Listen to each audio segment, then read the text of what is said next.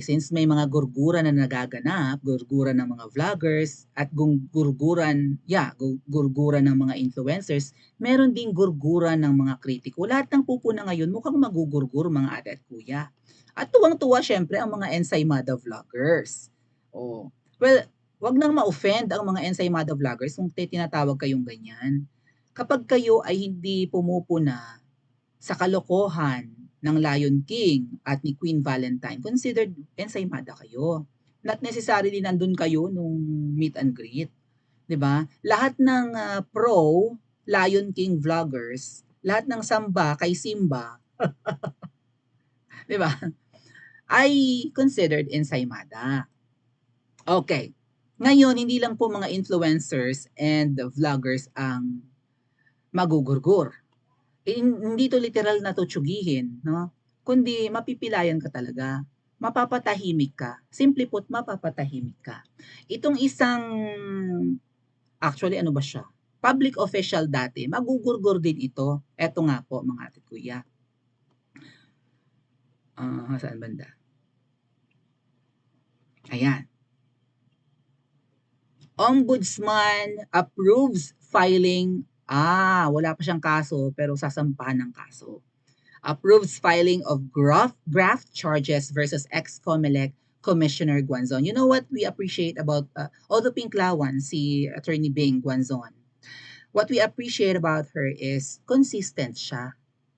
Pinupuna niya noon si Lion King, panahon ng kampanyahan, grabe sa sakit sa tenga natin yung boses niya at ang mga binabato niya kay Lion King, umiinom pa to ng coke na tapos gumaganon pa habang may hawak na coke. 'Di ba? Kasama pa ang mga pare. Yamot na yamot tayo noon. Pero consistent sa pagpuna. And sana po, ex-Comedy Commissioner Guanzon or Attorney Bing Guanzon, sana consistent talaga kayo. Huwag kayong magpa-intimidate. Huwag kayong magaya sa ibang vloggers na biglang bumait.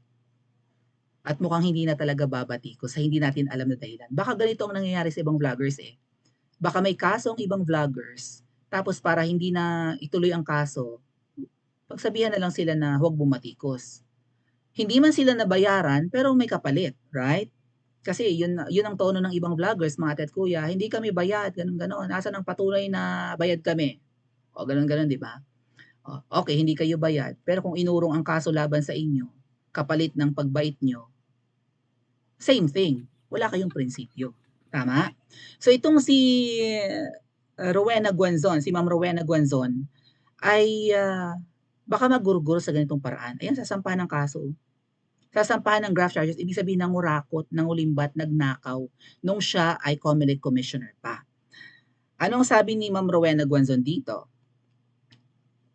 Ay, hindi yan ang sinabi niya. Yan yung sinabi nung kaaway ni Ma'am Rowena.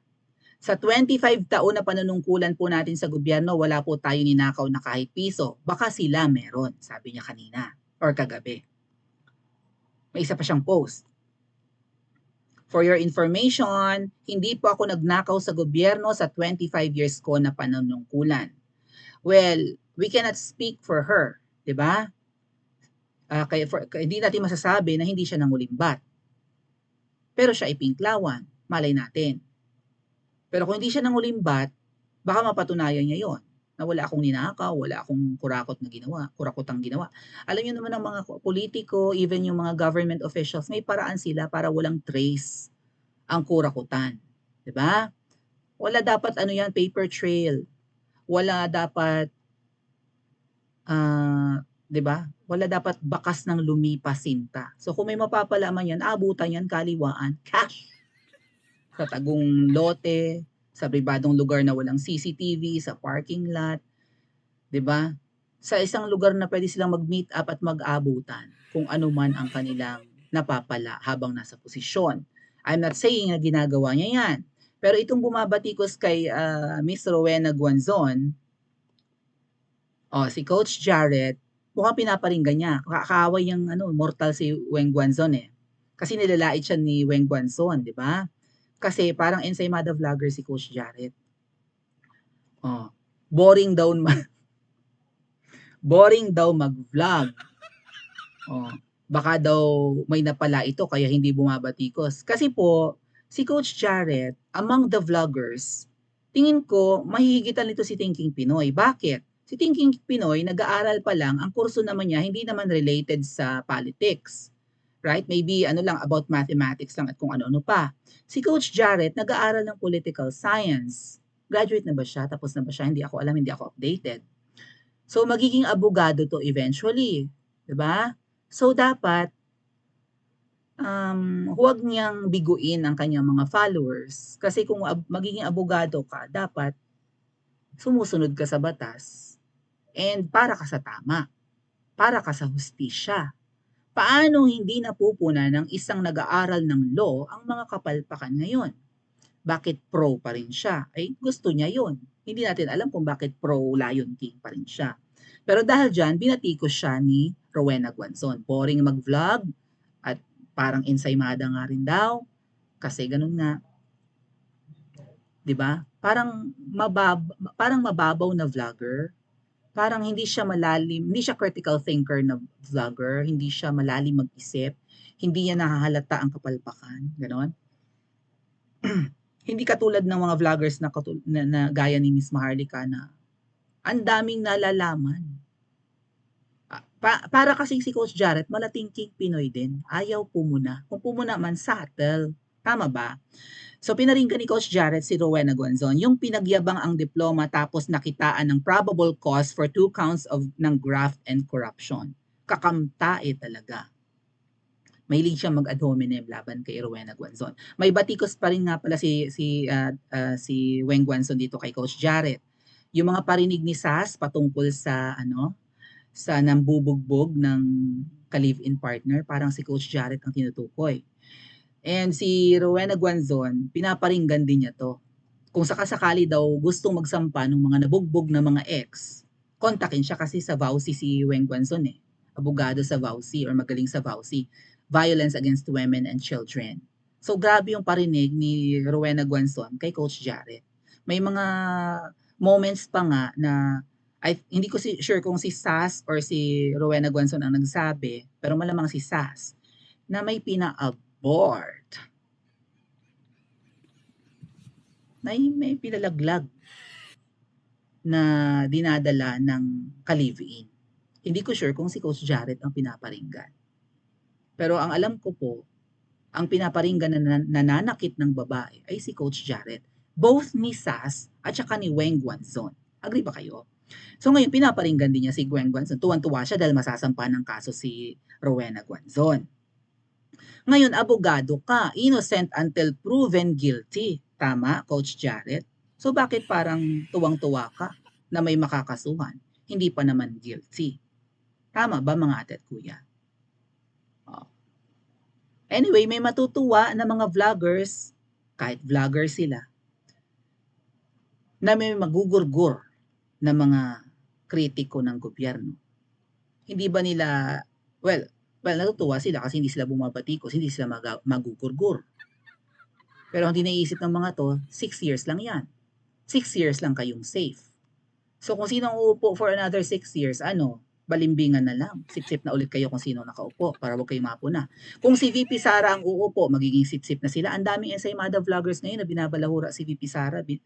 Lahat na lang ng pwedeng ipuna kay VP Sara, pinupuna nila. Hindi daw nagsasalita sa China, inutil daw na DepEd Secretary, pero pag tinanong mo ang mga taga-DepEd, okay sila sa trabaho ni VP Sara. In fact, mabilis kumilos si VP Sara. Itong mga ensaymada, batikos ng batikos. Hoy, ensaymada, katandem ni Kuting si VP Sara. Baka nakakalimutan niyo. Bakit binabatikos niyo? Ang katandem. Actually, hindi lang katandem. Nag-giveaway si VP Sara. Siya ang strongest candidate noong 2021. And even 2022, nung panahon ng eleksyon. Siya ang strongest candidate. Nag-giveaway. Tapos babalahurain nyo lang. Kaninong utos yan? At kaninong utos itong mga sampahan ng kaso? O nga pala, bakit sasampahan ng kaso si Attorney Rowena Guanzon? Bakit kaya mukhang pinag-iinitan at magugurgur din? Hindi man magurgur na papatayin, pero baka makulong. Kasi plunder yan eh, di ba? Graft. Pagnanakaw sa kaban ng bayan. Malay natin kung guilty siya or hindi, 'di ba? Bakit siya sinampahan ng kaso or sasampahan ng kaso? Si Rowena Guanzon po nung mga nakaraang araw ay nagpresenta, mga ate at kuya, na siya ang mag-a-upload ng polvorone video. Sa akin niyo ibigay, sabi niya. Lahat takot mag-upload yan eh. Kaya sabi ko nga sa mga makakapanood sa channel natin, huwag niyo akong targetin, hindi ako ang mag-upload ng video niyan at malabong mabigyan ako niyan. Kung mabigyan man ako, ibig sabihin kalat na yan sa ordinaryong Pilipino. Malit akong vlogger. Pero ito, nagpipresenta. Ibigay niyo sa akin ang polvorone video, kung sino man ang may hawak niyan, at ako ang mag-a-upload.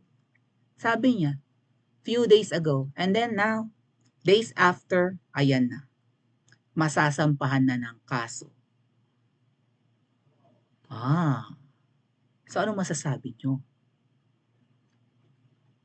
Kasi, sana, Ma'am Rowena Guanzon, huwag kang magbago ng consistency mo. Mula panahon ng eleksyon hanggang sa nakaupo puna ka ng puna kay Lion King. Sana hindi ka mabahag ang buntot sa kaso na isasampa sa iyo. So aabangan nyo rin ba? Magbago rin kaya ang tono ni Miss Rowena Guanzon, katulad ng ibang vloggers na biglang bait ngayon. And ang binabanatan, hindi na si Lion King, kundi ang mga pumupuna kay Lion King? Matulad kaya si Miss Rowena Guanzon sa ilang vloggers na yan? Na dati anti-Marcos, ngayon nag-iiba na ang ihip ng hangin? Pa-comment po sa comment section at mag-like and subscribe din po kayo.